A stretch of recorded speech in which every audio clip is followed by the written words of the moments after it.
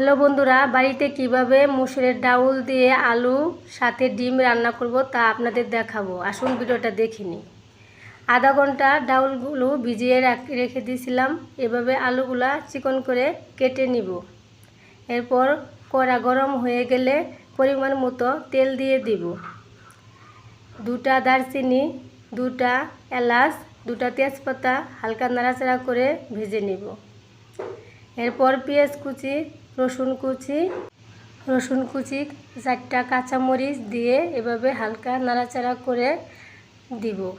Brown colour হওয়া পর্যন্ত অপেক্ষা করব। দেখুন ব্রাউন কালার হয়ে গেছে।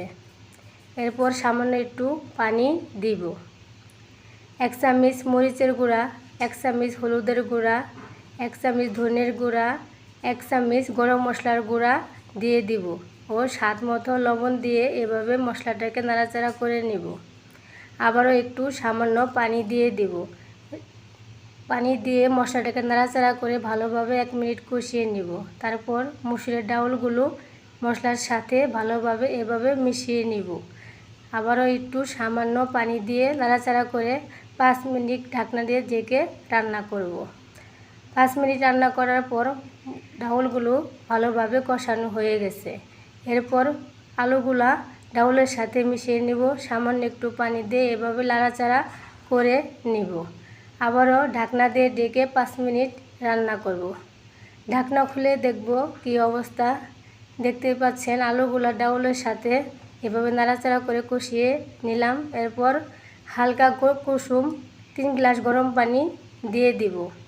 এরপর নাড়াচাড়া করে ঢাকনা দিয়ে ঢেকে আবারও 5 মিনিট রান্না করব। ঢাকনা খুলে দেখব ডাউলগুলো আলুর সাথে ভালোভাবে সিদ্ধ হয়ে গেছে। এরপর একটা একটা করে ডিমগুলো আমি ডাউলের সাথে দিয়ে দিব। দিয়ে একটু হালকা নাড়াচাড়া করে দিব। ঢাকনা দিয়ে ঢেকে আবারও 5 মিনিট রান্না করব। দেখুন তরকারিটা আমার ভালোভাবে হয়ে গেছে। এরপর আমি বাগার দিয়ে নিব। সামান্য একটু জিরা, 3 কোয়া রসুন, একটা পেঁয়াজ কুচি, 2টা শুকনো মরিচ দিয়ে বাদামি কালার হওয়া পর্যন্ত অপেক্ষা করব।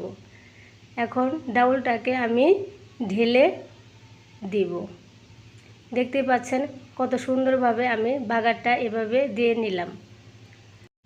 তো দর্শক দেখতেই পাচ্ছেন কত সুন্দর হয়েছে আমার রেসিপিটা। ভালো লাগলে লাইক করবেন, শেয়ার করবেন। সবাই ভালো থাকবেন।